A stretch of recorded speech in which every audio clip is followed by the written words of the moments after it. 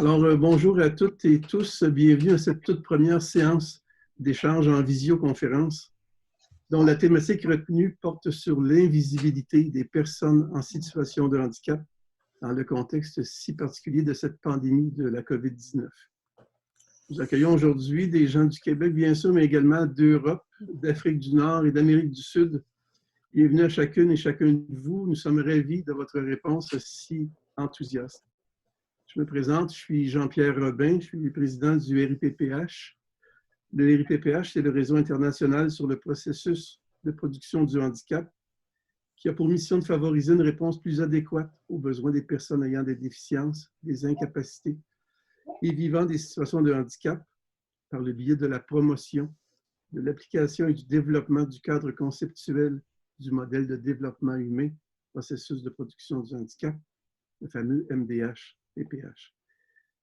Le réseau poursuit divers mandats qui portent autour du développement des connaissances et des expertises en lien avec l'application et la validation du MDH-PPH, de la diffusion de ces connaissances, de la recherche et de la formation notamment, ainsi que de l'animation d'un vaste réseau partenarial international, et on en a la belle illustration aujourd'hui même. Enfin, il a pour mandat la promotion des droits de la personne de façon à favoriser la participation optimale des personnes ayant des incapacités au sein d'une société inclusive.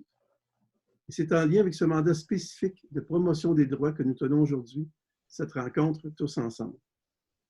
Afin de faciliter la fluidité de la visioconférence, merci de fermer vos micros lorsque vous ne prenez pas la parole. Cela va éviter des bruits de fond et des coupures momentanées. À cet égard, il est possible que nous prenions l'initiative de fermer globalement tous les micros puisque nous en avons la possibilité. Alors, ne soyez pas surpris et surtout, n'en soyez pas offusqués. Également, prenez note de l'enregistrement de la visioconférence à des fins de rediffusion sur notre site Web. Si vous demeurez en ligne, nous prendrons pour acquise votre autorisation pour cette captation ainsi que son éventuelle rediffusion. De plus, nous pourrons utiliser son contenu dans le cadre de la veille informationnelle que nous sommes à mettre en place afin de suivre la situation des personnes en situation de handicap dans le cadre de la pandémie. Méric Sauvé, coordonnateur du RIPPH, agira comme animateur de notre rencontre. Il sera le gestionnaire des prises de parole et le gardien du temps. Vous pouvez lui adresser des messages en privé par le biais de la fenêtre de conversation. Pour ouvrir cette fenêtre, si vous utilisez une tablette, repérez dans le coin supérieur droit le mot « plus » surmonté de 3 petits points. Tapez une fois et choisissez l'option « Converser ». Si vous utilisez un ordinateur, l'option « Converser » apparaît en bas et au centre de votre écran. La rencontre se déroulera de la façon suivante.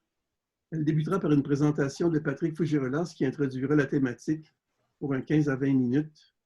Suivra ensuite une prise de parole accordée à 5 personnes qui en ont manifesté le désir lors de leur inscription. Chacune disposera de 5 minutes au maximum.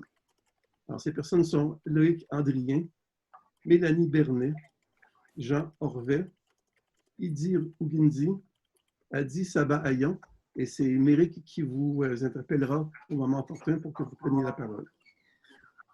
Au terme de vos interventions, cela devrait nous mener à la mi-temps de notre échange. Le reste de la rencontre sera ouvert à la discussion. Si vous souhaitez intervenir, faites-le savoir à Méric qui pourra vous accorder un moment en fonction des autres demandes qu'il aura reçues. Dans tous les cas, soyez patientes et patients et surtout, soyez brefs dans vos commentaires afin de permettre à un maximum de personnes de s'exprimer. J'invite maintenant Méric à prendre l'animation de la rencontre et Patrick à nous livrer son mot d'introduction. Bonne rencontre à tout le monde. Bonjour, je me présente, Méric Sauvé, je suis coordonnateur du RIPPH. Donc, sans plus attendre, je vais passer la parole à Patrick qui va pouvoir nous introduire le thème de la journée, de la séance. Alors, bonjour à toutes et tous. C'est un grand plaisir d'être avec vous ce matin. Mon nom est Patrick Fougerolas. Je suis anthropologue dans le champ du handicap et conseiller scientifique et aux relations publiques au RIPPH. Alors, j'ai intitulé mon intervention ce matin pour introduire le thème « Le scandale de l'invisibilité des personnes en situation de handicap au sein de la pandémie du coronavirus, la résurgence de la société de l'exclusion. Jusqu'au milieu des années 1970, les personnes ayant des capacités différentes sur les plans corporels, fonctionnels ou comportementaux par rapport à la majorité de la population dite normale constituaient un peuple invisible, inaudible, caché par des murs institutionnels, dits protecteurs, ou dans les oubliettes honteuses et culpabilisées des familles.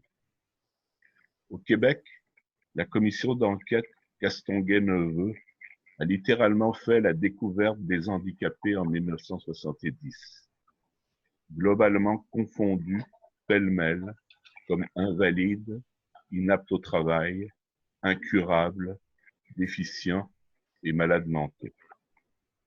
Avant d'être médical, le regard posé était avant tout un regard de contrôle social, productiviste, paternaliste, révélateur de profondes inégalités socio-économiques et de prise en charge philanthropique et caritative.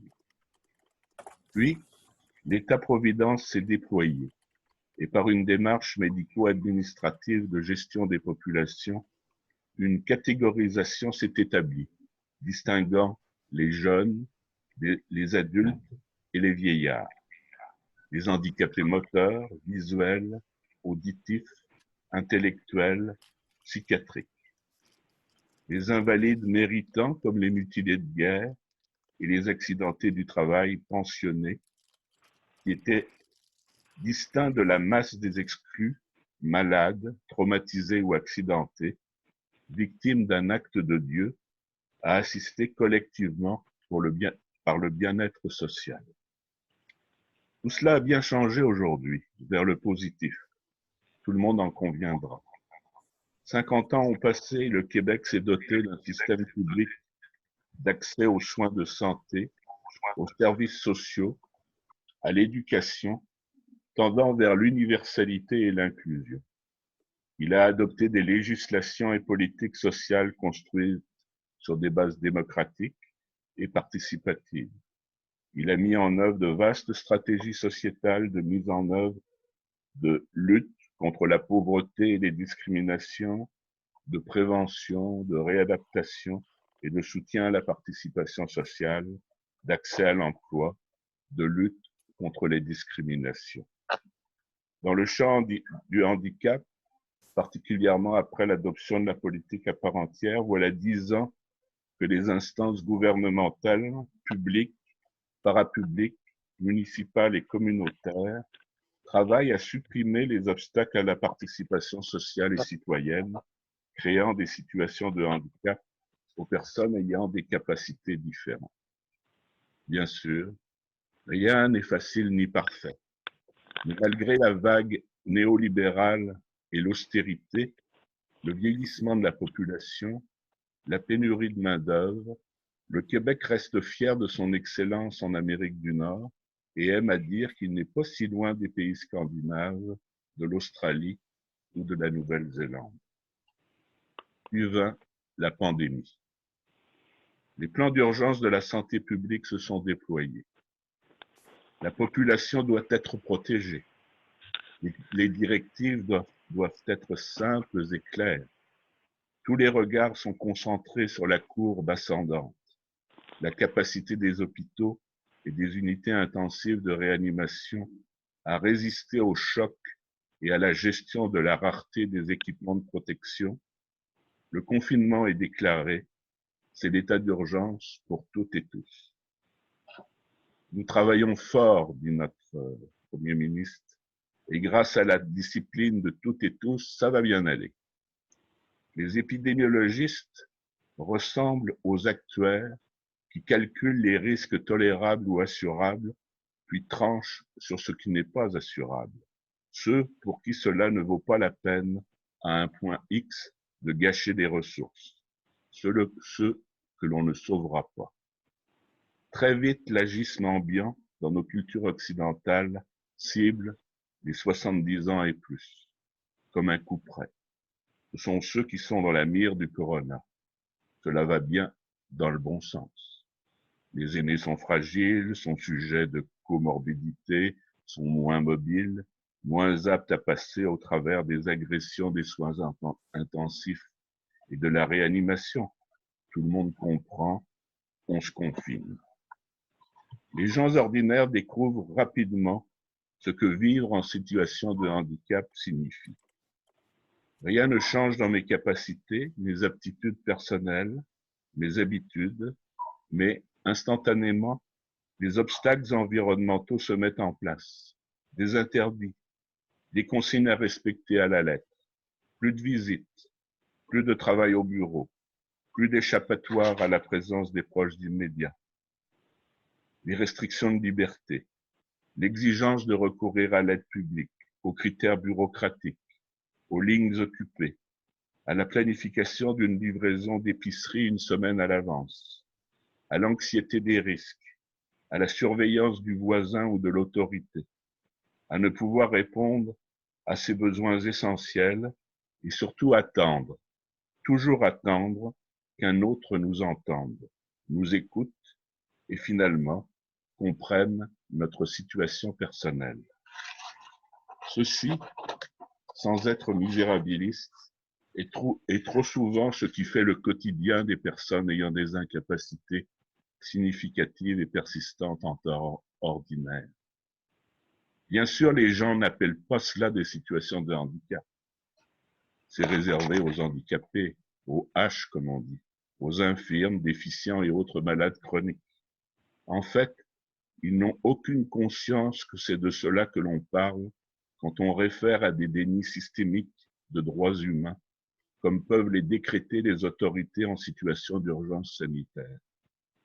Des mesures prêtes à porter, auxquelles la singularité de chaque personne ayant des limitations fonctionnelles ou comportementales ne peut se conformer sans que cela ne provoque de nouveaux facteurs de risque à son intégrité physique et mentale.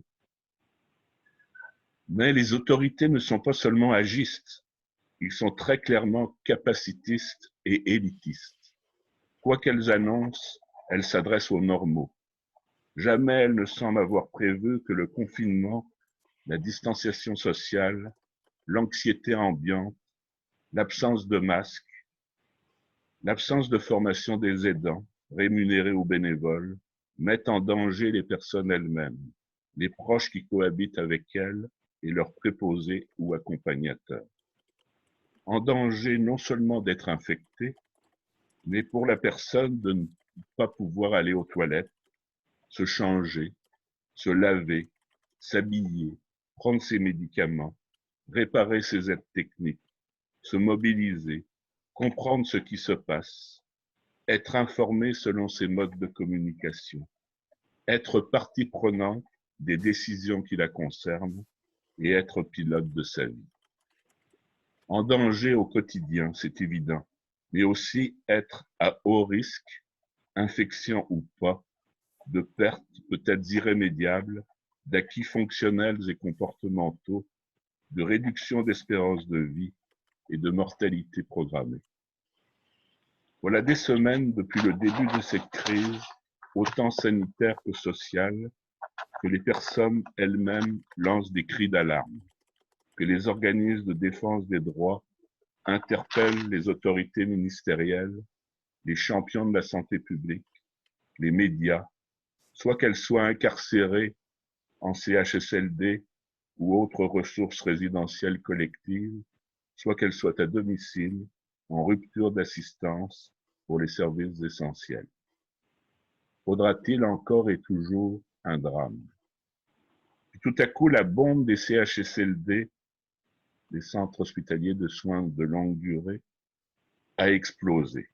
Enfin, on allait parler des personnes adultes qui y vivent également, des enfants et de l'épuisement de leurs parents, des personnes en situation de handicap vieillissantes vivant à domicile, avec des services de soutien à domicile. Mais non, silence radio complet. Depuis le début de la crise, nous sommes retournés à l'invisibilité et à la négligence digne de la grande noirceur. Jusqu'à maintenant, jamais une mention spécifique des personnes en situation de handicap n'a été prononcée dans les conférences de presse au Québec. Cela met en colère. En France comme au Québec, ce point aveugle persistant de la santé publique s'est même traduit par l'omission des morts en institutions, en EHPAD, en établissements médico-sociaux, en résidences de soins ou services prolongés comme les CHSLD et les ressources résidentielles au Québec. Elles ont été omises des statistiques officielles quotidiennes qui ne comptabilisaient que celles des personnes ayant eu accès aux hôpitaux de soins d'urgence et ignoraient les mortalités en institution. C'est ce que signifie agisme et capacitisme, qui entraîne une légitimité à la catégorisation de la vie humaine. Et nous ne savons toujours pas ce qui se passe réellement à domicile pour les personnes et quand elles en ont leurs proches. Personne ne semble planifier les services de réadaptation et de rétablissement qui devraient se déployer pour minimiser les séquelles fonctionnelles, psychologiques et comportementales et accompagner les personnes en situation de handicap, les vrais, entre guillemets, pour un retour progressif et certainement très ardu à la participation sociale et l'exercice effectif de leurs droits humains. Les personnes âgées qui occupent tous les discours, qui présentent de vrais risques, sont en réalité des personnes aînées en situation de handicap. Cette dichotomie entre personnes en situation de handicap et personnes âgées en perte d'autonomie est une ineptie administrative et de territoire de pratiques réservées. Il faudra bien y mettre un terme et en tirer les conséquences dans le changement de paradigme culturel annoncé après la crise. Depuis des décennies, le mouvement de vie autonome international s'est rallié autour de son mot d'ordre « Rien pour nous sans nous ». À l'évidence, l'invisibilité des réalités des personnes en situation de handicap, révélée par cette crise socio-sanitaire, nous montre la nécessité de sa remobilisation, ainsi que celle de ses alliés, sur les scènes publiques, nationales et internationales. Et puis, il est peut-être temps maintenant d'affirmer encore plus clairement « Rien pour vous sans nous ». Je vous souhaite une très enrichissante session d'échange. Merci.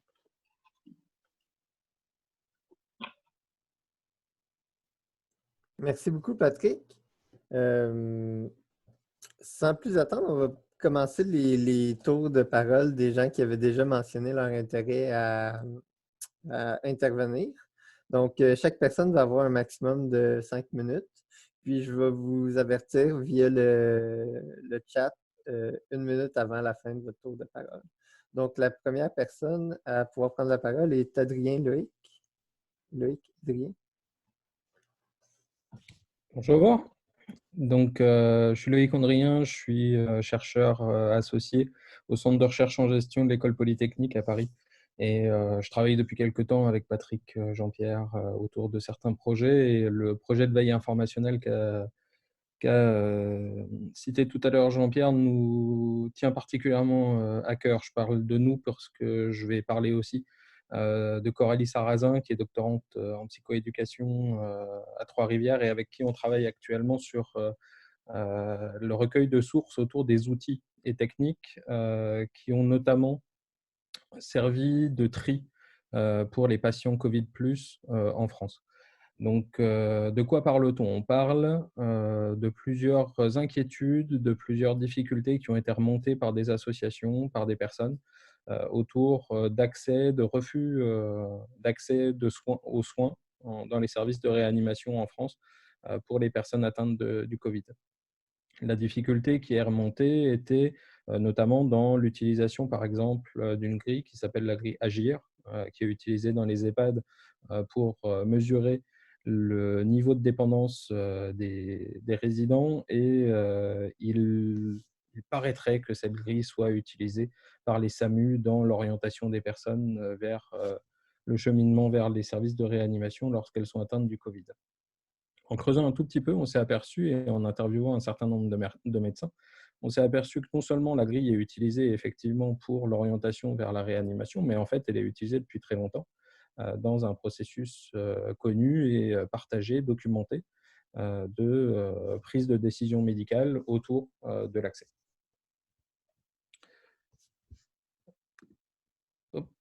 Alors, les acronymes utilisés, la grille AGIR, c'est en fait une grille qui permet de mesurer des groupes iso-ressources, c'est-à-dire des groupes de personnes qui vont avoir le même niveau de dépendance et donc consommer les mêmes prestations par la suite.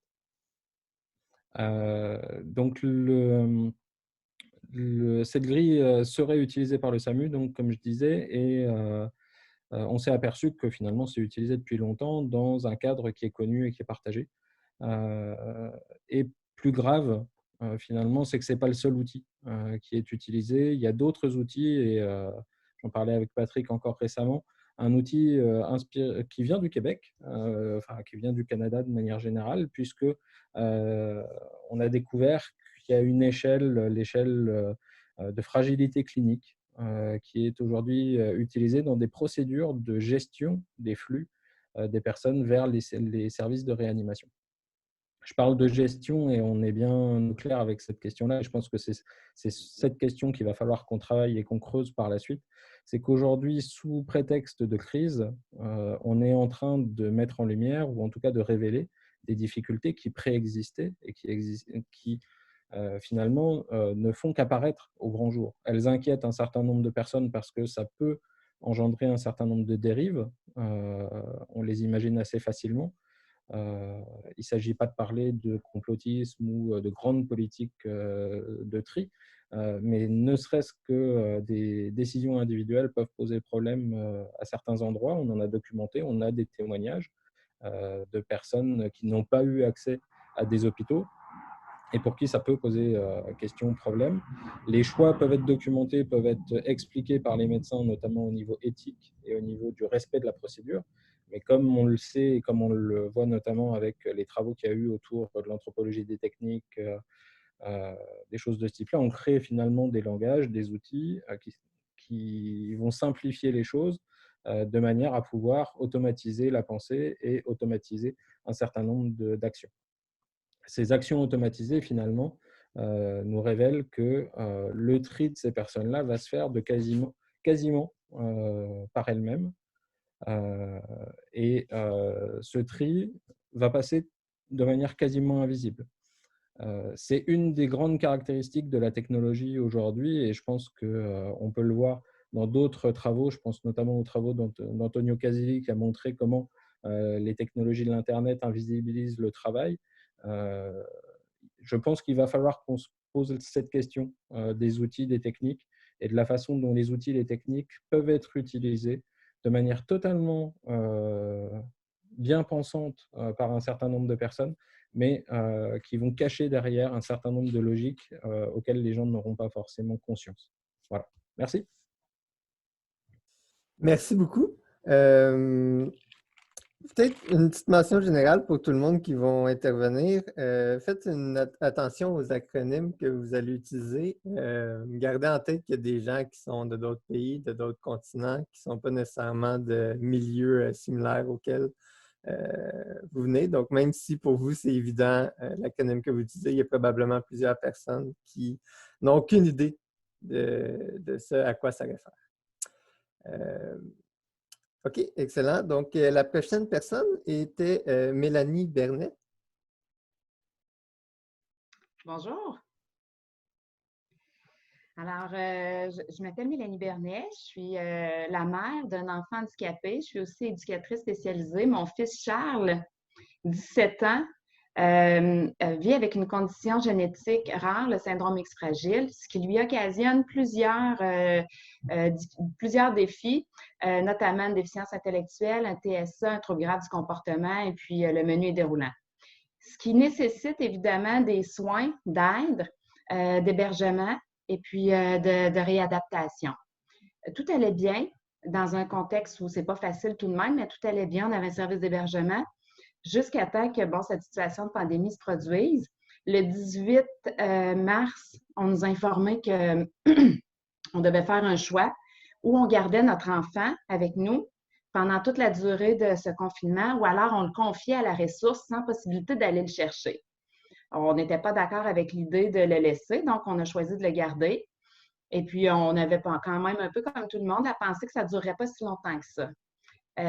Mais étant ce qu'il est, on a commencé à s'épuiser, on a demandé de l'aide, ce qui nous a été refusé. Ça a été refusé par le service de réadaptation qui, ici au Québec, est appelé le CRDI, Centre de réadaptation en déficience intellectuelle et troubles envahissants du développement.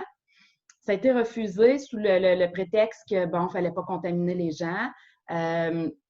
Il y avait, je ne sais pas, un décret aussi qui n'avait pas le droit de déplacer la clientèle, qui a également affecté les droits de la personne au niveau de l'enfance, en protection de la jeunesse et puis au niveau des droits de garde. Donc, on a tenté d'aller un peu plus loin. On a voulu dénoncer la situation et puis c'est dans ce contexte-là que le 14 avril, j'ai rencontré les médias de la région.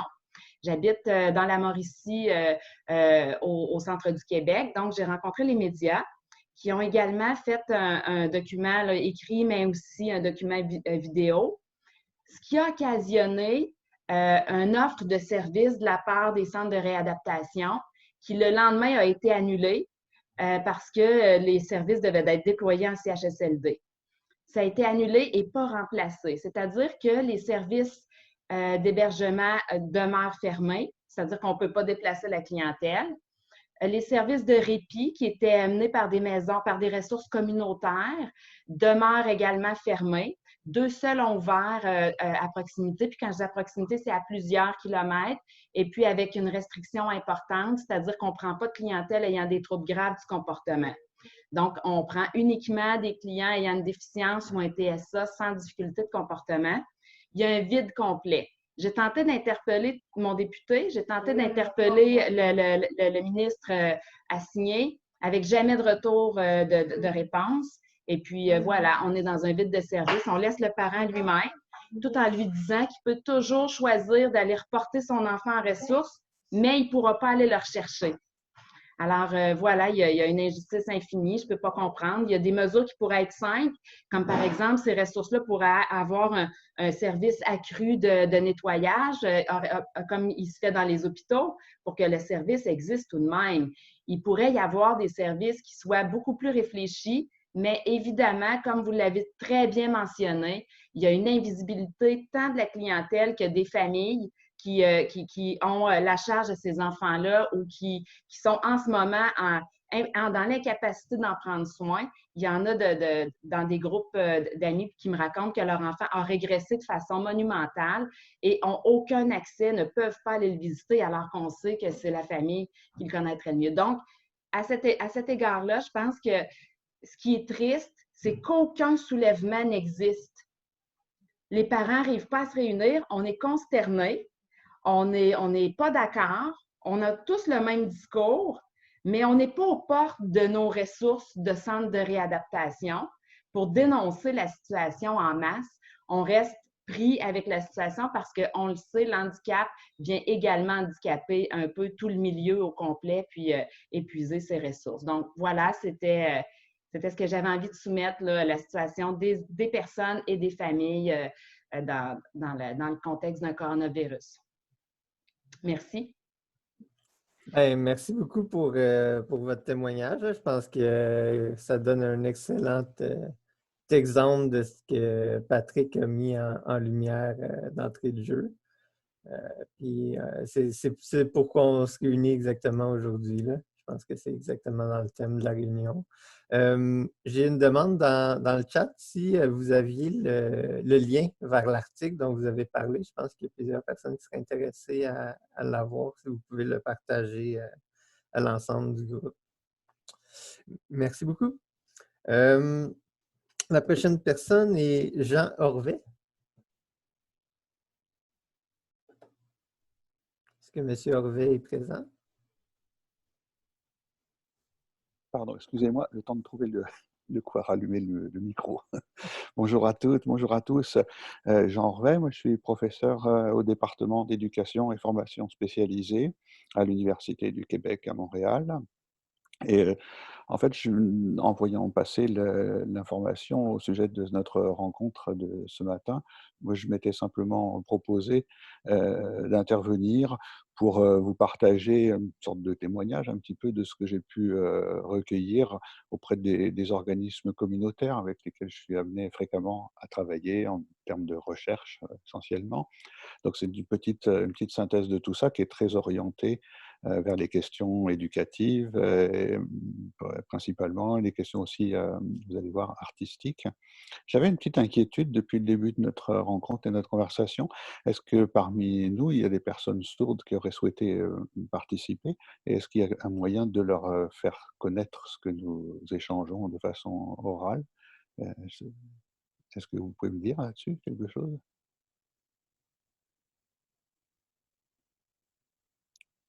On n'a pas votre petit micro, j'entends aucune réponse, mais en tout Patrick, cas. micro est Oui, fermé. C'est ça, en fait, on n'a pas été en mesure d'assurer une interprétation gestuelle. Pour l'instant, là, le système Zoom en tant que tel c'est ça.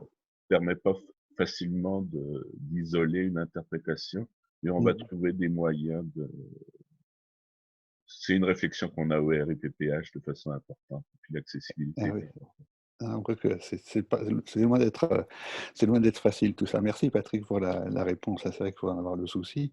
Alors, moi, depuis le début des événements, on pourrait dire, liés à cette pandémie, je me suis trouvé amené à participer à une réunion avec l'AQEPS, l'Association québécoise pour l'équité et l'inclusion au poste secondaire, donc dont je suis administrateur, mais avec des jeunes gens qui sont étudiants. Je salue ici Yannick, là, qui est en ligne avec nous et qui m'a cédé la parole pour cette fois, juste pour vous inviter à aller regarder sur le site de l'AQEPS le rapport, le compte-rendu qui a été fait de notre rencontre du 8 avril dernier, où on cherchait à faire le point donc avec divers étudiants et des enseignants aussi qui s'inquiétaient de la tournure, on pourrait dire, de l'enseignement à distance et de toutes les conditions d'études des étudiants. Je vous mets le lien là, dans l'espace de conversation pour aller le voir en entier, mais ce que j'en retiens essentiellement, évidemment, ce sont des questions que les étudiants ont partagé au sujet de l'enseignement à distance et de son manque d'accessibilité pour certains. On le voit bien là, avec la petite question que j'ai soulevée, ce n'est pas toujours facile et selon les difficultés rencontrées par les uns et les autres. Il y a la question de l'isolement aussi, ressenti évidemment peut-être encore plus fort dans ces circonstances. Certains ont parlé de perte de revenus, et puis de problèmes avec le logement et avec la fermeture de résidences universitaires, par exemple. Il semblait qu'en certains endroits, ça pouvait causer de grandes difficultés. L'autre chose que je voulais vous partager, c'est ce qui concerne les personnes qui vivent, alors adultes, dans les ressources qui accueillent des personnes vivant avec une déficience intellectuelle, un trouble du spectre de l'autisme. Je reste en contact avec un certain nombre de ces organismes communautaires et je m'aperçois que qu'on me fait part de beaucoup d'inquiétudes. Elles ont été illustrées là, par le propos précédent au sujet des lieux d'hébergement. Donc ça, c'est vraiment patent. En même temps, je voulais aussi apporter quelques petites notes plus joyeuses, je ne sais pas comment dire, en plus espérant, si on peut dire, en signalant quelques initiatives dont j'ai été témoin ou auxquelles j'ai eu la chance de participer. Hem, Par exemple, avec le l'organisme qui organise l'exposition «D'un œil différent», qui réunit des œuvres d'artistes vivant avec une déficience intellectuelle ou un trouble du développement, dans Montréal et les environs. Cette exposition avait ouvert le 12 mars, donc le 13 mars, elle a été fermée. Elle avait lieu à l'Écomusée du Tiers-Monde à Montréal. Et nous sommes en train, là, on a mis dans les jours qui ont suivi, on a pu mettre en place un site internet pour en proposer une visite virtuelle, si on peut dire, c'est-à-dire simplement en y mettant le catalogue de l'exposition. Et en ce moment, je suis en train de travailler avec Vie Autonome Montréal et puis les autres organismes qui mettent en place cette exposition. Et nous allons proposer des visites commentées par les artistes eux-mêmes via Zoom.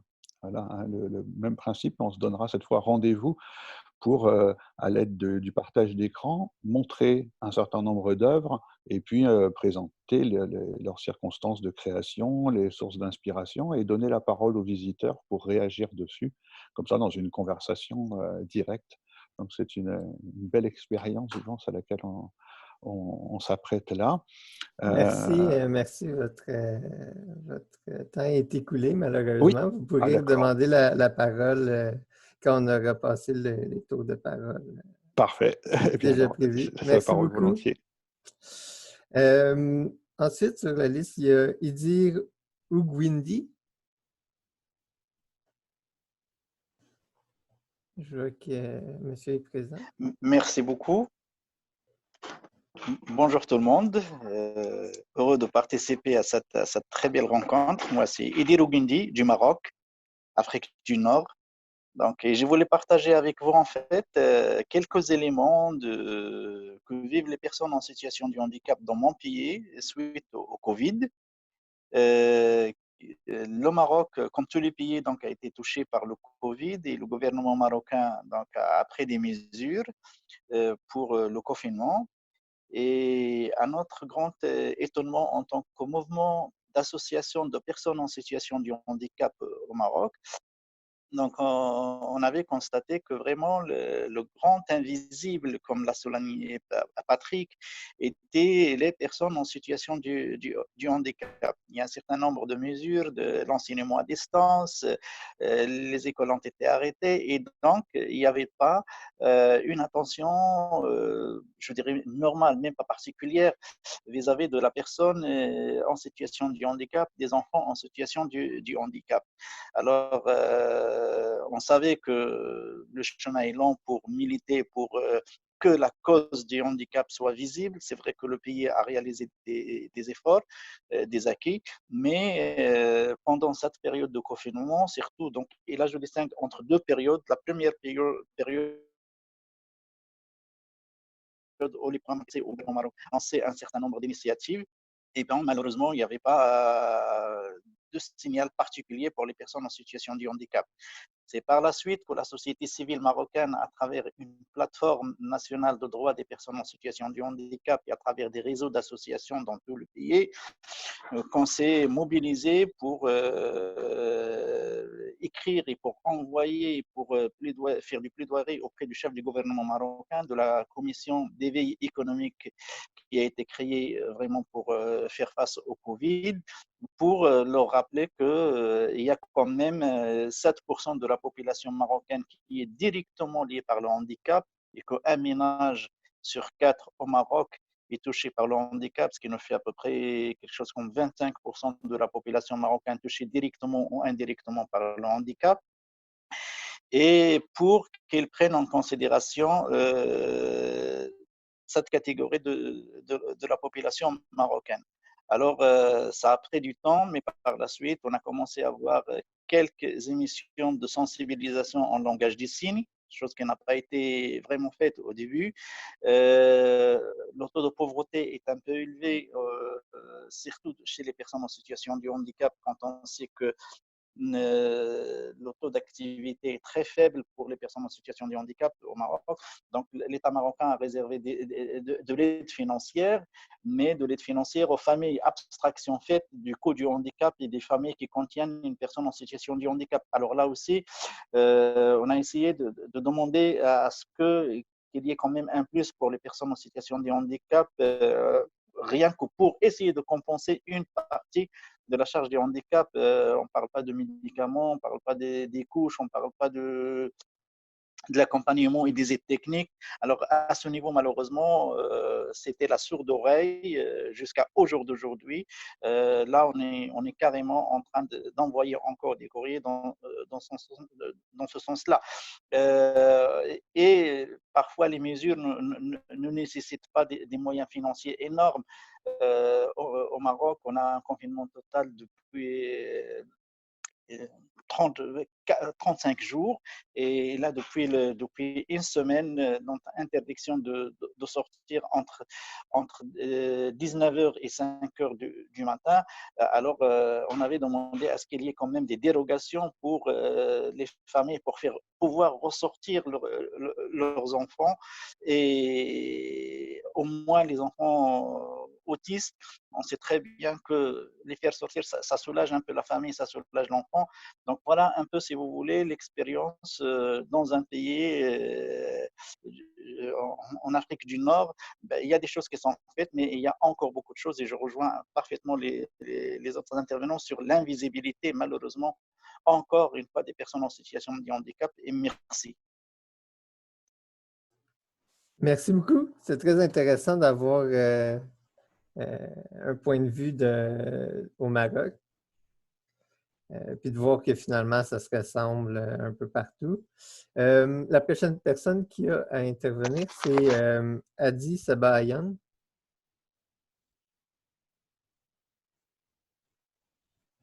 Est-ce que Adi est présent? Je ne vois pas sur mon écran. Ah oui, Adi, ton micro est fermé. Oui, bonjour tout le monde. Je suis Adi Sabayon, chercheur en sciences de l'information et de la communication à l'Université Le Havre-Normandie. Je m'intéresse aux questions liées à la culture numérique et actuellement dans cette crise grave, inédite, on a plein de questions, plein des approches par rapport au numérique, à son usage, à ce qu'on peut faire avec pour qu'on puisse surmonter beaucoup de difficultés. J'ai rédigé un texte que je compte publier en ligne et le partager avec vous pour prolonger un peu plus le débat en réseau. Je compte lire son résumé rapidement. Le numérique peut-il nous sauver en temps de pandémie et plus tard en ère post-pandémique? Comment devrions-nous penser nos actions individuelles et collectives dans ce lieu des liens caractérisé par une traçabilité inscrite dans une dimension computationnelle?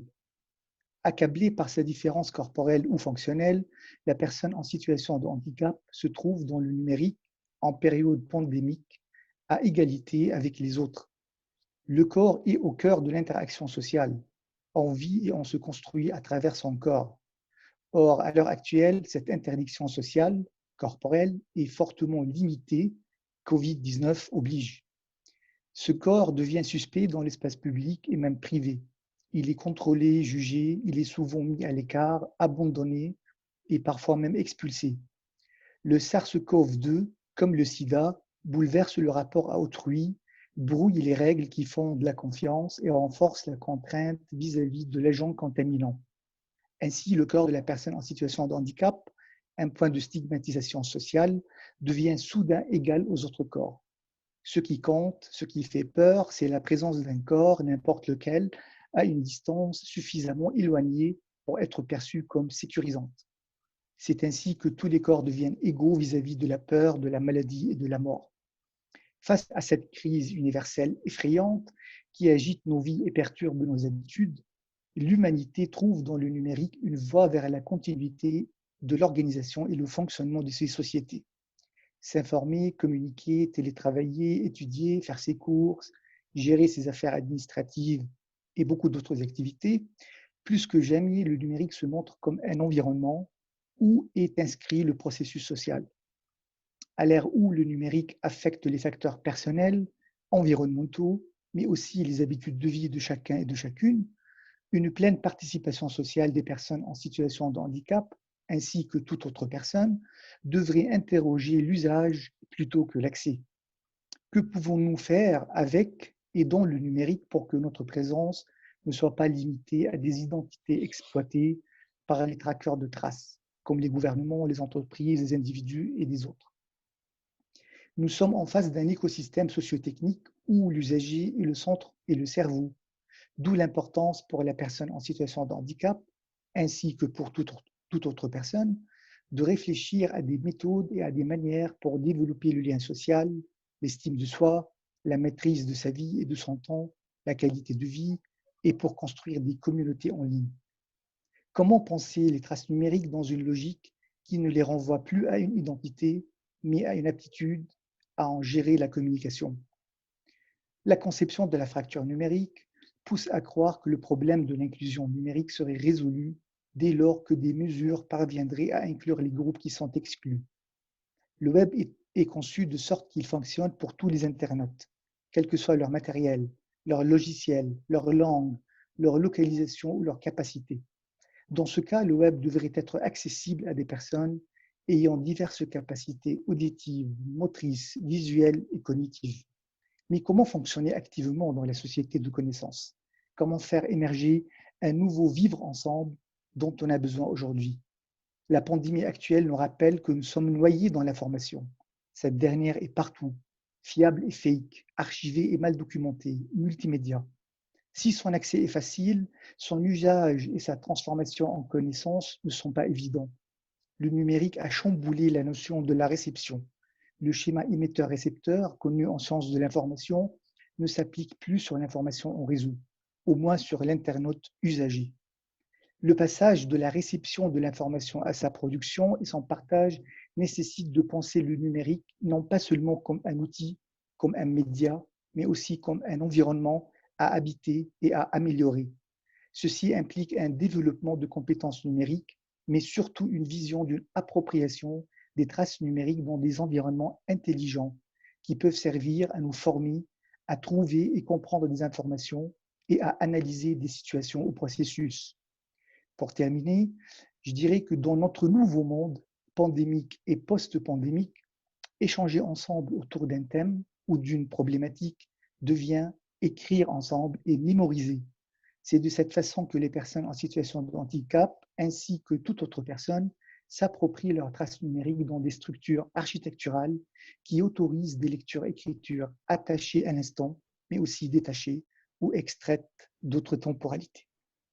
Voilà, j'ai voulu juste présenter ce résumé d'un texte que j'ai rédigé, que je compte partager avec vous plus tard. Adi, le temps est écoulé. Peut-être pourrais-tu partager Voilà, le texte c'est tout bon. Voilà. dans le chat? Puis on pourra en rediscuter pendant la période d'échange. C'est ce qui met fin aux interventions qui étaient déjà planifiées avant la rencontre. Maintenant, on va passer dans les interventions finalement libres où vous pouvez solliciter un tour de parole via le chat. Je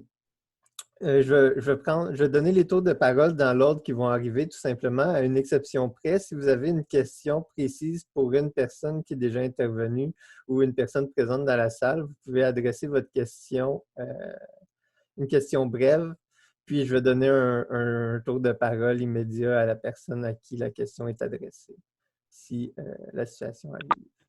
Donc, la première personne qui avait demandé un tour de parole pour cette section-ci, c'est Selma. Ensuite, j'ai bien vu votre main levée 1877. Merci. Donc, je te laisse la parole, Selma. Bonjour tout le monde, mon nom est Salma Kuidri, je suis directrice et cofondatrice de l'Institut national pour l'équité et l'égalité, l'inclusion des personnes en situation de handicap. Merci de me donner le tour de parole. Je suis à Montréal, donc Québec. Moi, je voulais intervenir, je m'excuse, j'aurais dû peut-être mettre mon nom au départ là, pour qu'il y ait discussion autour de la thématique que je voudrais apporter aussi. C'est surtout par rapport à ce que j'aimerais apporter. Ce qu'on a entendu, je pense que c'est quand même, ça fait un tour un petit peu Europe, Afrique, et ainsi de suite. Donc, on est dans la même situation. On part déjà du principe que les pays, beaucoup de pays n'ont pas de plan de gestion de crise inclusive. Clairement, même si pour la majorité des pays sont signataires de la Convention internationale pour les droits des personnes en situation de handicap, mais il n'y a pas de plan. Ce qu'on a soulevé carrément le 4 avril dernier, c'était une lettre ouverte qu'on avait partagée sur les réseaux sociaux, ainsi de suite, pour parler déjà, pour lancer des alertes et lever des drapeaux pour la situation qui allait arriver et qu'on est en train de vivre par rapport aux personnes en situation de handicap. Donc, l'absence carrément l'absence de plan inclusif. On sait que les pays sont en train de gérer d'heure en heure, jour le jour, d'heure en heure, et c'est une vraie situation de crise, sauf qu'elle n'est pas inclusive du tout, du tout. La réponse n'est pas inclusive. Donc, on a mis de côté des groupes de population qu'on a complètement invisibilisés, qui l'étaient déjà et qui sont plus maintenant. Moi, j'aimerais apporter aussi le point sur les violences et les discriminations, surtout les violences faites aux femmes et aux enfants. On l'a vu au Québec dernièrement et même au Canada. On est en train de parler beaucoup de l'augmentation des taux de violence, qu'elle soit violence conjugale ou violence à caractère sexuel aussi, dans les ménages. Le confinement n'a pas aidé, la distanciation sociale et le confinement aussi, ça n'a pas aidé, ça met en danger beaucoup de personnes, donc les femmes et les enfants, et peut-être aussi des personnes en situation de handicap aussi, qui vivent dans des résidences, par exemple, intermédiaires aussi, qui se retrouvent dans des situations de confinement où c'est presque des situations d'emprisonnement, où c'est vraiment des directives assez intenses pour ne pas sortir, ne pas parler, même ne pas partager avec les voisins, où ça devient carrément une situation assez violente pour ces personnes-là. Donc, c'est une question qu'il faudrait soulever, il faudrait en parler. C'est des personnes jeunes aussi, ou moins jeunes, qui vivent ces réalités et qui sont dans des CHSLD, non seulement le danger par rapport à la santé physique, mais aussi le danger pour la santé mentale qui est très, très présent, où c'est des défis atroces qu'elles sont en train de gérer actuellement.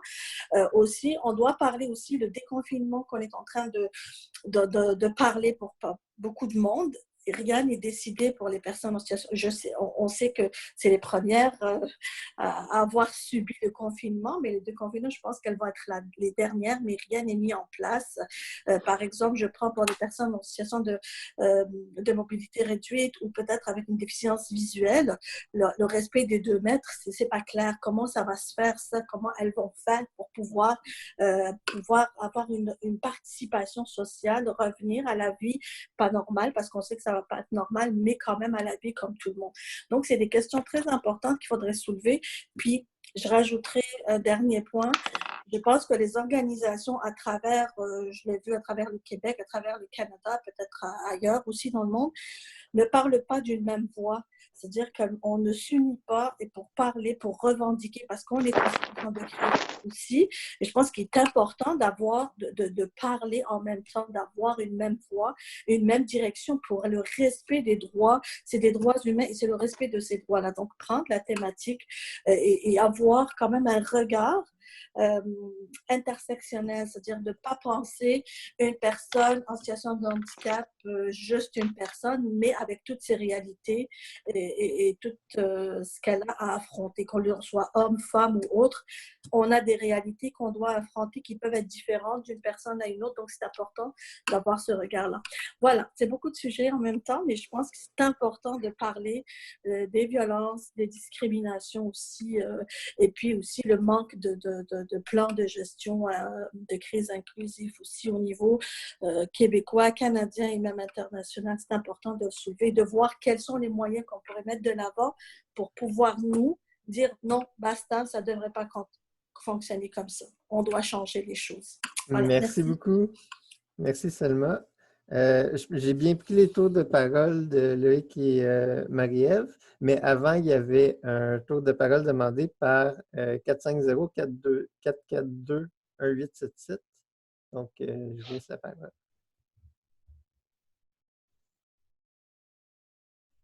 Est-ce que vous m'entendez? Oui. Oui, bonjour. Mon nom est Pascal Dussault. Je suis directrice générale du regroupement des aveugles et amblyopes du Montréal métropolitain, donc au Québec. Alors, je vous remercie d'avoir organisé cette rencontre-là aujourd'hui. On parle du scandale de l'invisibilité. J'ai beaucoup aimé le titre. On est carrément dans ça. Les personnes handicapées actuellement dans la crise, on n'entend pas parler, on ne les voit pas. Mais moi, je vais parler de ce que je connais, donc les personnes handicapées visuelles. Et il y a un monsieur tantôt dont j'ai malheureusement pas pris le nom en note, qui a parlé du virage numérique.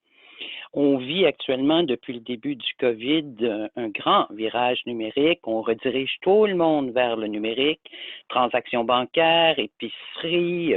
Et juste ce matin, la conférence actuelle, malheureusement, les personnes aveugles n'ont pas accès à ça pour une grande partie du temps.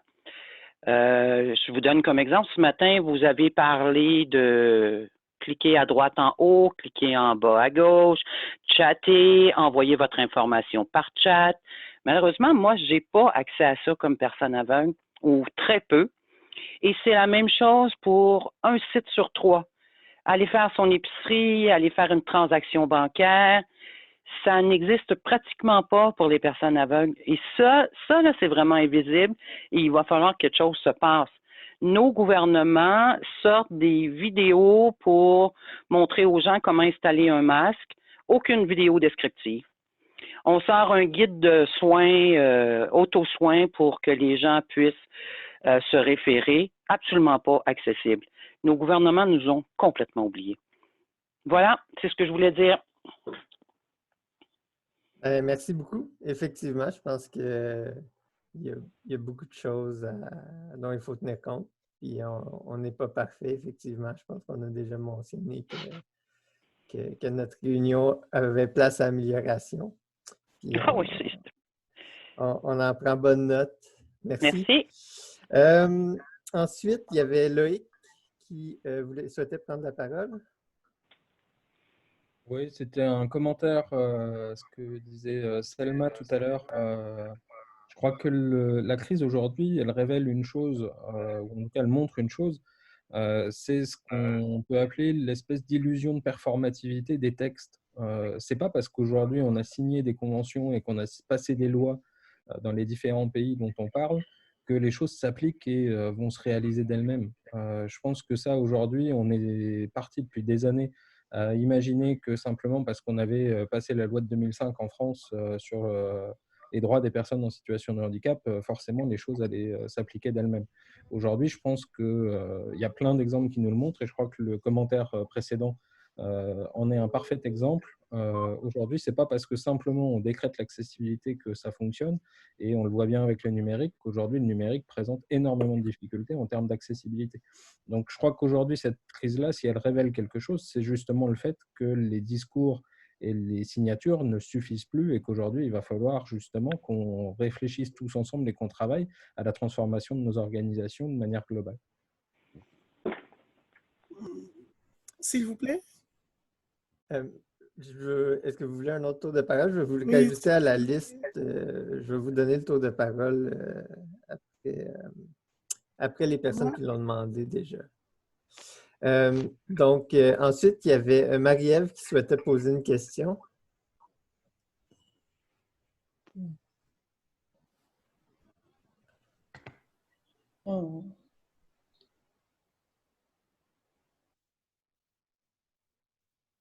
Marie-Ève, votre micro semble être fermé.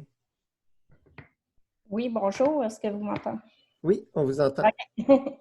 Oui, bonjour. Moi, c'est Marie-Ève. Je suis maman de 2 petites jumelles qui sont atteintes d'une maladie neuromusculaire dégénérative. C'est la polyneuropathie sensitivo-motrice. En fait, ces 2 jumelles, elles ont 7 ans.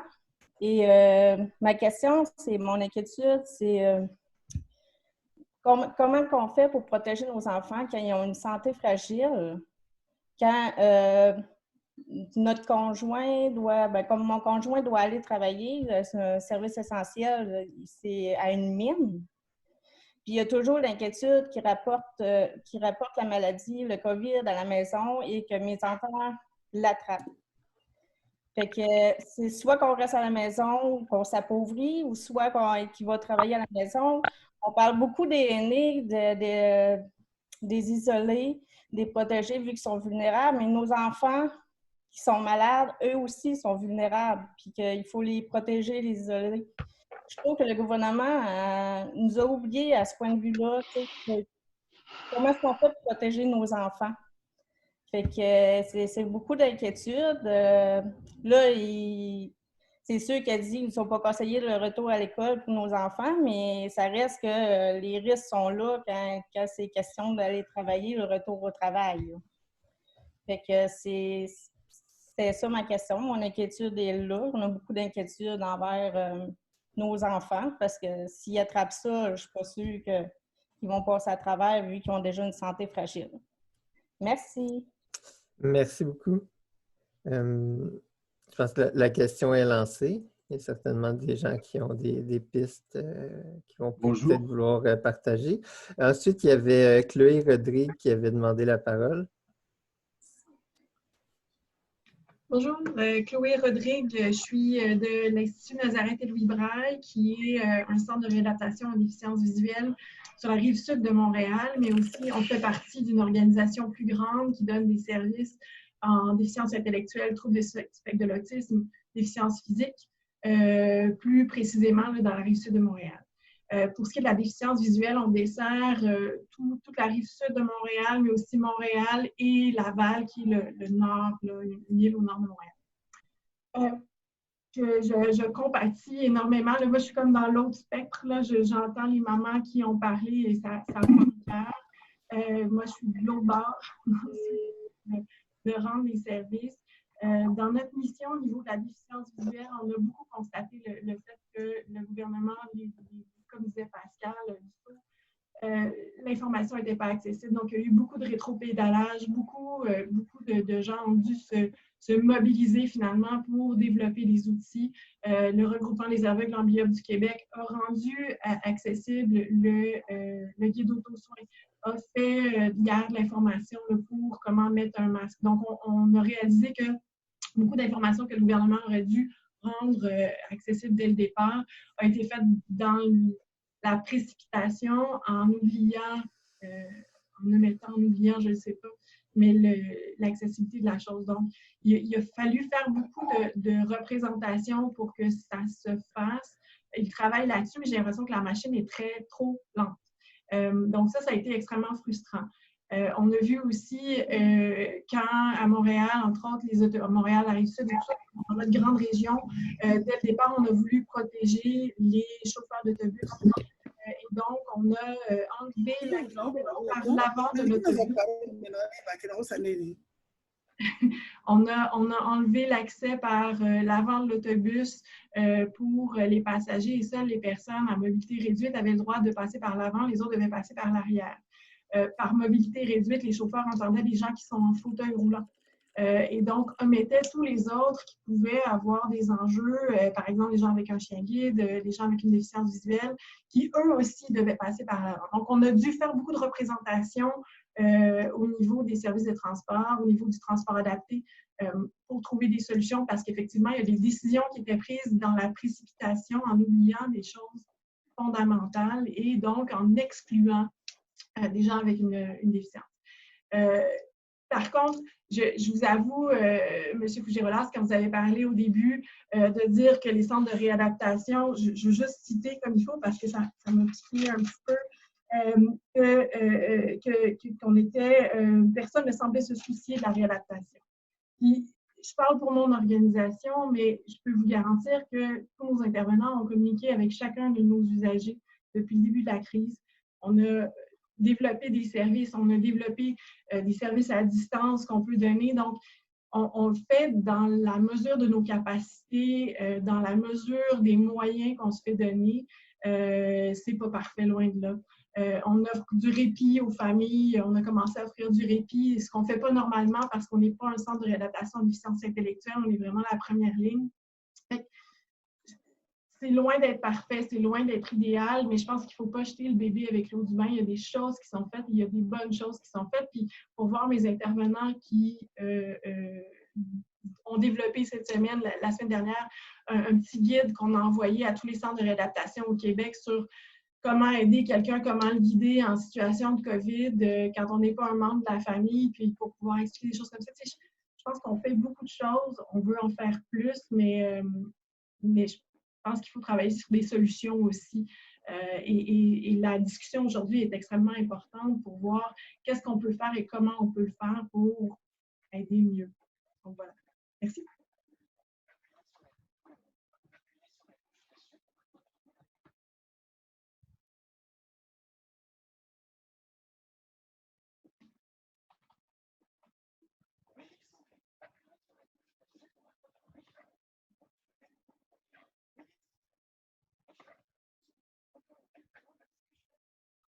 Méric, on ne t'entend pas pour donner le... Ah, j'ai oublié mon micro cette fois-ci. Ben, j'ai remercié Chloé de sa participation aujourd'hui pour nous donner le point de vue finalement d'une personne dans le réseau de comment ça se passe de l'intérieur.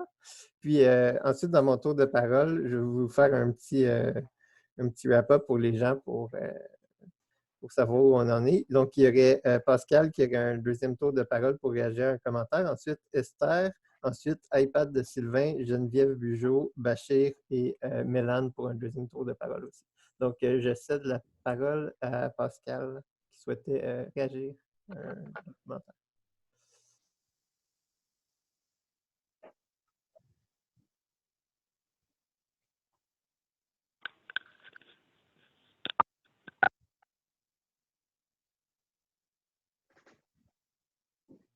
Pascal, votre micro est fermé.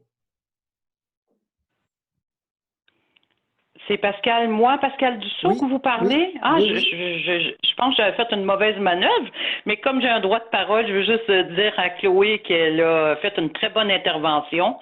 Et quand elle parle de solutions, l'Institut, qui est un centre de réadaptation, ça ne fait pas partie de son offre de service et ça ne fait pas partie de l'offre de service de notre organisme, mais on a travaillé ensemble avec les intervenants de l'Institut et mon organisme pour faire des épiceries pour les gens qui pouvaient justement pas la faire par téléphone, qui n'avaient pas accès non plus à des cartes de crédit ou des terminaux de points de vente.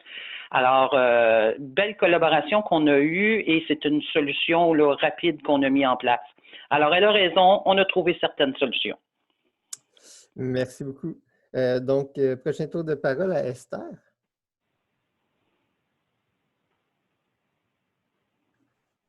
J'ai réallumé votre micro. Oui, c'est Esther. Bonjour. Allô? Donc, je suis handicapée parce que je suis handicapée, ça fait 2 ans. Une hémiplégie gauche, un AVC. C'est que moi, je souhaiterais d'abord vraiment féliciter les métiers du Maroc parce que c'est l'association qui a fait attendre au gouvernement ou à l'État comment ne pas abandonner ces personnes invisibles et ces handicapés. Alors, ce que moi, je trouve, je suis à Paris, bien sûr, dans la région parisienne, je trouve que les associations, ils n'arrivent pas à se manifester à ces moments. Par exemple, à la solitude que les handicapés vivent, leur intégration aussi dans ce mouvement de déconfinement ou de confinement avec leurs proches. Donc, je trouve que les associations devaient faire plus. Par exemple, en France, ici, nous avons AVC France, où il y a beaucoup d'inscrits, beaucoup de gens qui sont là dans les locaux de AVC France. Mais parmi les amis que je connais, qu'on fréquente ces associations, ils n'ont jamais eu des coups de fil de ces associations pour demander, ne fût-ce que, comment vous sentez cet confinement? Comment vous vivez ça? Moi, personnellement, je n'ai pas de problème parce que j'ai ma famille, j'ai mes enfants. Mais les autres qui sont dans la solitude, déjà en tant qu'handicapés, et maintenant. Donc, je trouve que je souhaiterais que les associations interviennent plus auprès des gouvernements et surtout auprès de leurs patients, de leurs adhérents, pour leur aider à s'adapter à ces mouvements de confinement et après confinement. Merci à tous. Merci beaucoup. Ensuite, il y avait iPad de Sylvain qui souhaitait prendre la parole. Merci, Méric. Sylvain Lemay de l'Université du Québec à Montréal. 2 petites choses. Bien, je suis de tout cœur avec les gens qui ont des défis petits et grands dans le contexte actuel. Je sais que ce n'est pas facile. J'y vois aussi des opportunités actuellement pour certains des étudiants sociaux de handicap dans le milieu universitaire québécois. J'ai plus d'étudiants avec une déficience auditive inscrits à la session d'été qui commence la semaine prochaine que j'en ai dans un contexte régulier. Donc, si on met la technologie disponible, les étudiants, les étudiantes vont être les premiers à s'en prévaloir. Pour tout ce qui est de la santé mentale, anxiété sociale, troubles envahissants du développement, pour certains étudiants, ils vont peut-être préférer travailler à distance. Donc, ce qui est un handicap pour certains devient, dans un contexte actuel, une opportunité. Donc, je le verrai de ce 2 côtés-là, sans minimiser l'un ou l'autre, mais je pense de comment on peut, après la crise, penser à garder ce qui était bon de ce qu'on a mis en place. Et ma dernière intervention serait plus au niveau du constat. Et je suis un petit peu moins positif, mais ce qui m'étonne toujours, c'est l'absence de la représentation sociale de la personne handicapée dans l'espace public. soit la personne handicapée elle-même ou le propos de la personne handicapée. Ce n'est pas normal en 2020 qu'on ne pense pas à faire des vidéos en vidéo description parce qu'on a une population qui a une incapacité visuelle. Ce n'est pas pensable qu'on ne puisse pas offrir tout de suite soit du sous-titre quand on fait des interventions ou des accès à des interprètes. Et c'est là-dessus où je ne sais pas par quel levier, on l'a pris longtemps par le levier légal, le RIPPH entre autres, la Commission des droits, à certains égards, le milieu associatif beaucoup et l'Office des personnes handicapées, mais on n'arrive pas à prendre cette place-là dans l'espace public, ce qui fait qu'on est constamment oublié ou qu'on arrive dans la liste à faire dans des derniers points. Et c'est ça qu'il faut renverser. Et ce n'est pas des campagnes de sensibilisation. Est-ce que ça va être parce que les étudiants, les étudiantes qui vont diplômer vont prendre plus l'espace public? Peut-être, mais ce discours-là va aussi toucher les employeurs. Au retour au travail en septembre, je compatis avec Marie-Ève et ses enfants atteints d'une maladie chronique. Est-ce que je vais pouvoir retourner au travail? Est-ce que le télétravail qu'on a mis en place pour moi ne pourra pas se poursuivre compte tenu de ma condition médicale pour éviter que je sois à risque et que j'ai plus de complications si j'ai... Les syndicats vont être interpellés aussi, les ressources humaines vont être interpellées. Donc, il faut décloisonner tout ça pour que ce discours-là puisse prendre la tribune et la place qui lui revient après tant d'années de lutte associative et militantiste. Voilà. Merci beaucoup. Ensuite, il y a Geneviève Bugeaud qui souhaitait prendre la parole. Bonjour tout le monde. Geneviève Bugeaud, je suis interprète en langue québécoise à l'Université du Québec à Montréal. Donc aujourd'hui, je ne suis pas dans mon rôle d'interprète active, mais plus dans un rôle d'écoute. Je suis aussi impliquée avec l'Association québécoise des interprètes en langue des signes. Donc j'ai mes deux chapeaux ce matin.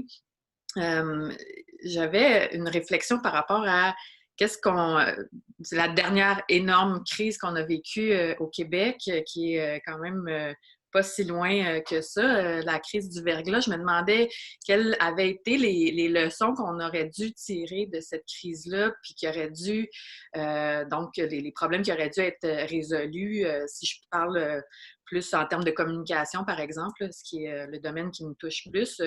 Je pense qu'il y avait eu énormément de recommandations qui avaient été faites après la crise du verglas. Et puis, je l'ai vu aussi dans les nombreuses consultations publiques que, par exemple, la Ville de Montréal a tenues par rapport aux communications d'urgence. Et puis qui ont pris un peu de temps là, quand même à être mises en place, là, dépendant des paliers de gouvernement. Peut-être qu'on semble être très visible là, dans les dernières semaines parce qu'on est à la télévision, les interprètes en langue des signes, mais ça a quand même pris jusqu'à une semaine avant que le premier ministre du Canada ait un interprète à ses côtés. Une semaine, c'est extrêmement long, là, considérant la crise de santé publique qu'on vit.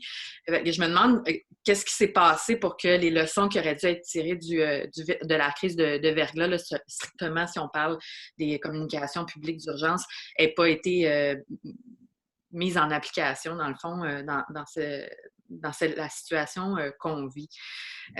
Pourquoi c'est toujours à refaire? Pourquoi on doit toujours répéter qu'il y a des choses à faire en situation d'urgence pour les personnes en situation de handicap.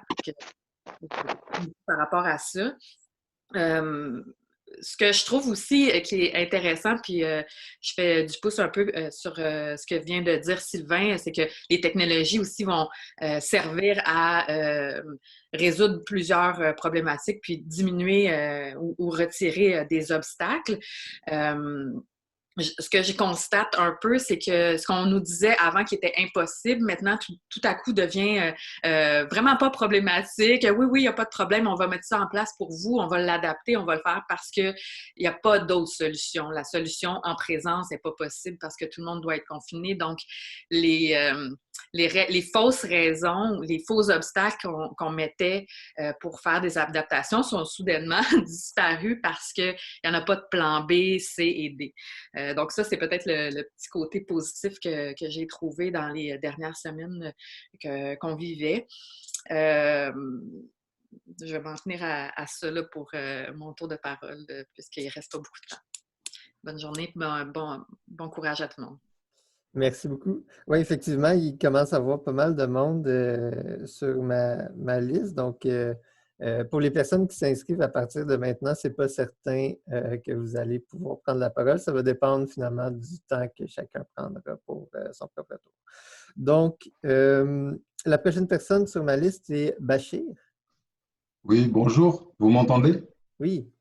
Vous m'entendez? Oui, on vous entend. Bonjour à tout le monde. Je voudrais juste vous faire part de travaux que je viens de terminer. Depuis 2 ans, je travaillais sur la résilience urbaine inclusive.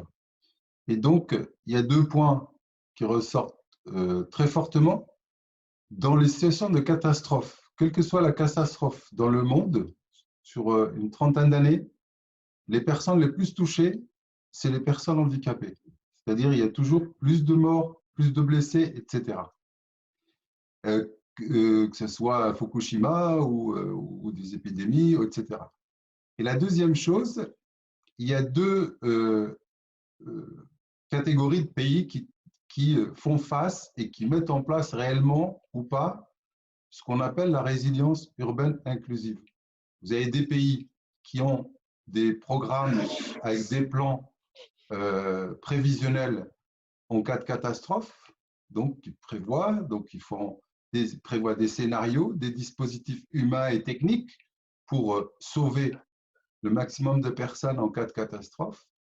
Il y a le cas des Scandinaves, il y a le cas de certaines villes en Californie, comme San Francisco, de Tokyo, etc.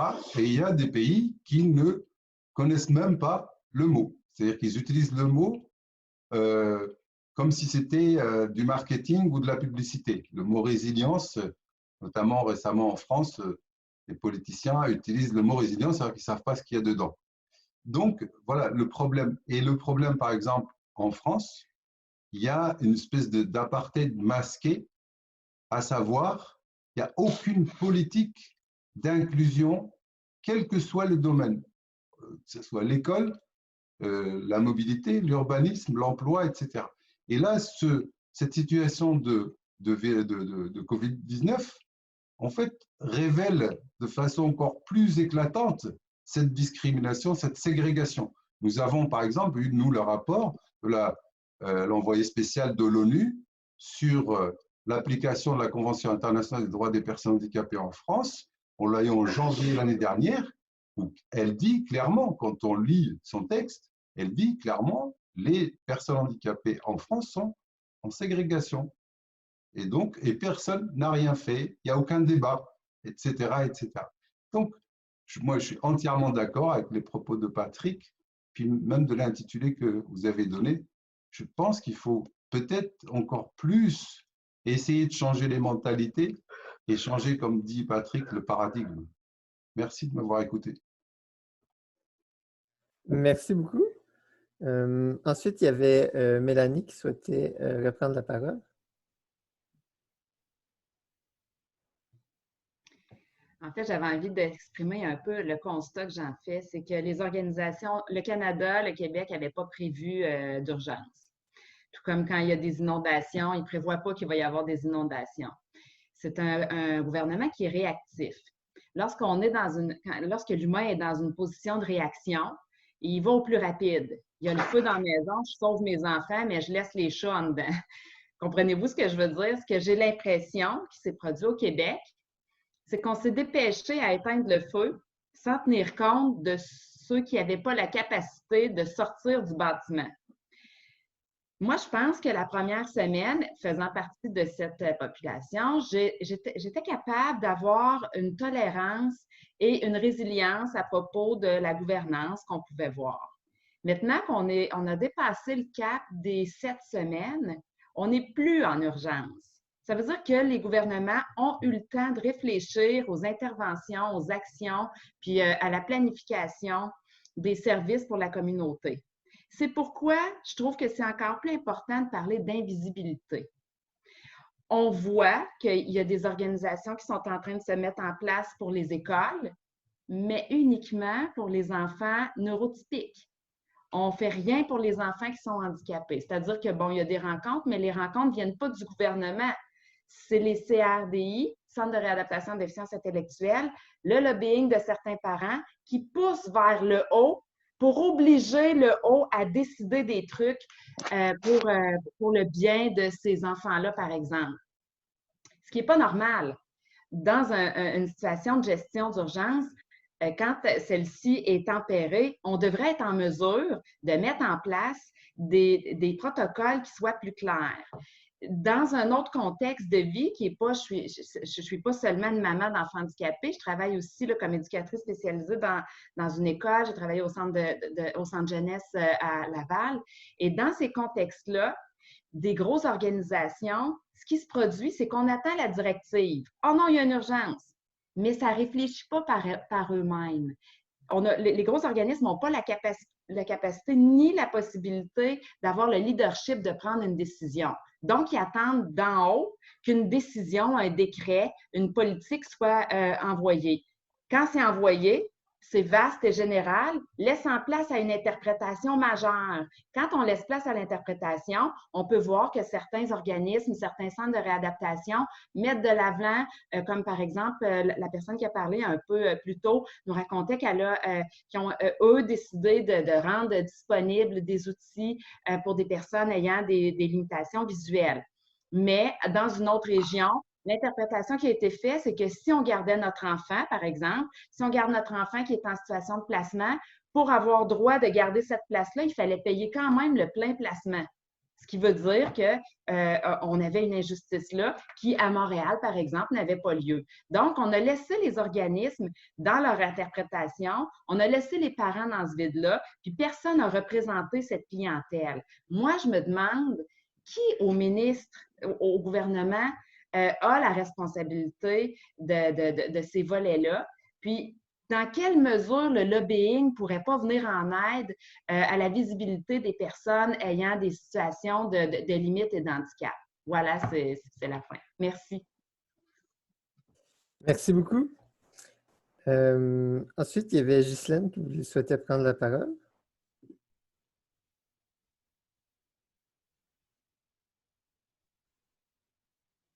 Bon, est-ce que vous m'entendez? Oui, on vous entend. Oui, c'est bon. Alors donc, on parle beaucoup aujourd'hui d'égalité quant au respect des droits et je pense que d'abord, bravo pour avoir organisé cette rencontre internationale. Hein, c'est vraiment génial. Donc, on parle d'égalité des droits et l'égalité des droits, elle doit venir avec une autre valeur qui est l'équité. L'équité dans les services. Et quand je parle d'équité, je parle que c'est la façon de répondre aux besoins, notamment des personnes handicapées, que ce soit par l'adaptation, que ce soit par l'intensité des services, par des modalités différentes. Et quand j'entends la personne qui a parlé il y a quelques minutes, puis au début, qui dit qu'on lui a répondu, ben on réduit les services pour tout le monde, donc pour les personnes handicapées aussi. Pour moi, c'est de passer à côté de l'équité. Parce qu'il y a des besoins particuliers auxquels, dans certains milieux, on aurait certainement pu justifier de maintenir des services alors qu'on en enlevait pour d'autres. Et l'autre élément qui me vient à l'esprit, c'est de dire de cette expérience-là, qui a des éléments positifs, mais des éléments très difficiles aussi, c'est qu'il va falloir tendre vers, effectivement, de mettre à profit, on parlait de résilience, mais ce qui s'est passé, et tantôt, une autre interlocutrice disait, qu'est-ce qu'on a retenu de notre crise du verglas? Bien, je pense qu'il faudrait rendre plus visible ce qu'on retient des événements et faire en sorte qu'on les intègre dans des plans d'urgence, toute cette réalité d'adaptation des services requises pour différents publics, dont les personnes handicapées. Et l'autre chose, c'est de l'harmoniser à l'échelle, je parle du Québec, puisque je suis du Québec, donc membre du réseau également. Et donc, s'assurer, on a les leviers pour le faire, que ce soit harmonisé. Parce qu'on a entendu des expériences variables dans une région où il y avait eu moins de services, on a entendu à l'INLB où il y a eu une panoplie d'adaptation de services. Donc, c'est à géométrie variable probablement. Et ça, bien, il faudrait que ce soit intégré et harmonisé. Et finalement, la valeur ajoutée peut-être de ce qui est fait, de ces initiatives-là, dont celle-là aujourd'hui, ça va être un positionnement pour mieux préparer ce qui pourrait, même si on ne souhaite pas qu'il y ait d'autres événements, on sait qu'on n'en sera pas exclu. Alors, je pense qu'il faudrait que ça serve à deux choses. Un positionnement pour s'assurer que des plans prévoient ces adaptations-là et une visibilité, et je pense que c'est le thème d'aujourd'hui, que ce soit rendu visible qu'il y a des services adaptés quand il y a des événements et donc se sortir de cette invisibilité-là. Alors oui, c'est des moments difficiles et je conclue avec ça, mais je pense que les valeurs qui sont fortes et qui nous habitent, pour moi, me donnent l'espoir que ça devrait, on devrait faire des pas de plus pour justement l'égalité des droits des personnes handicapées. Merci beaucoup. C'est ce qui va mettre fin à nos échanges. Je suis désolé pour Patrick, Selma, Hélène et Idir qui avaient encore demandé la parole, qui voulaient encore ajouter des choses. Je vais maintenant laisser la parole à Jean-Pierre Robin pour un mot de la fin, conclusion à nos échanges. Merci beaucoup, Méric. Merci à toutes et tous de votre participation aujourd'hui. C'est tout simplement magnifique de nous voir réunis comme ça de nos continents respectifs. Et puis, je perçois une grande cohérence dans nos réflexions et je trouve que c'est particulièrement intéressant. Il y a beaucoup de points qui ont été partagés aujourd'hui, beaucoup de points de vue partagés qui confirment la pertinence, je crois bien, de nous retrouver de cette façon-là. Alors, faites-nous savoir si vous avez envie que nous reprenions l'expérience ultérieurement. Faites-nous un petit mot pour nous inviter à reprendre l'expérience dans les prochaines semaines. Le contexte est particulier et je crois que ça mérite qu'on puisse avoir un espace comme celui-ci pour la discussion. Et puis, on verra, on cherchera des solutions créatives pour inclure les personnes qui ont des difficultés au plan d'audition et également pour les gens qui ont des difficultés au plan visuel. On cherchera les façons les plus créatives pour rendre notre discussion là, universellement accessible.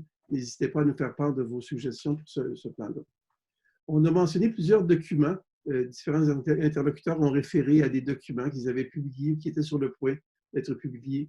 Alors, si vous le souhaitez, que ces documents soient partagés avec l'ensemble du groupe, merci de les envoyer à Chantal Cloutier, auprès de qui vous vous êtes inscrit pour la rencontre d'aujourd'hui. Et Chantal va pouvoir les réunir avant de les acheminer à chacune et chacun.